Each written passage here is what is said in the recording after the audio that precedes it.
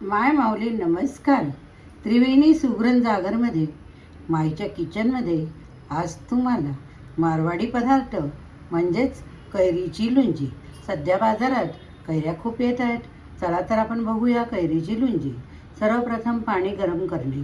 पाणी गरम झाल्यानंतर त्यामध्ये कैरीच्या फोडी टाकणे. थोडा वेळ पाणी थंड होईपर्यंत तशाच ठेवणे, म्हणजे जो आंबटपणा असतो तो निघून जातो आणि खायला रुचकर लागते. तर ही झाली कैरीची सर्वप्रथमची प्रोसिजर. आता बघूया आपण हा मसाला. बडीशॉप घेतली, मीठ, हिंग, गूळ, धने जिरे पूड, मोहरी, जिरे, थोडं काश्मीरी तिखट, लाल रंग खूप छान येतो. आणि हा लोणच्याचा थोडासा समार. आणि आपल्या चवीप्रमाणे म्हणजे रंग कसा येतोय त्याप्रमाणे आपण हळद टाकायची.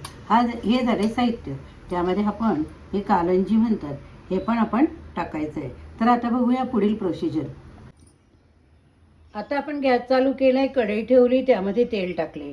तेल टाकल्यानंतर तेल थोडं तापल्यानंतर त्यामध्ये आपण मोहरी टाकूया. मोहरी टाकल्यानंतर त्यामध्ये जिरे टाकणे. जिरे टाकल्यावरती तुम्हाला सगळ्यांना माहीतच आहे की आपण हिंग टाकते. थोडं हिंग जास्त टाकायचं, जे लोणच्यासारखी त्याची चव येते. यामध्ये आपण 4-5 दाणे मेथीचे पण टाकूया. तसे मेथीचे दाणे पण त्यामध्ये टाकले.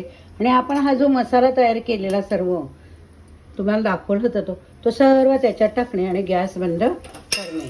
त्यामध्ये आपली कालंजी जी म्हणतोय, कलिंजी, कांद्याची बी बोलतोय, ती पण टाकणे. आता आपण ह्या ज्या कैरीच्या फोडी आहेत ना त्यामध्ये टाकणे. अशा प्रकारे सर्व कैरीच्या फोडी टाकून घेणे. गॅस बारीकच ठेवणे. आपण त्यामध्ये एक अर्धी वाटी पाणी टाकलंय आणि गूळ टाकलाय. कैरी कशी आंबट आहे त्याच्यावरती गुळाचं प्रमाण आपण ठरवतोय. आता हे छानपैकी बारीक गॅसवरती हो देणे. हे बघा आपली लोणची छानपैकी शिजत आलेली आहे.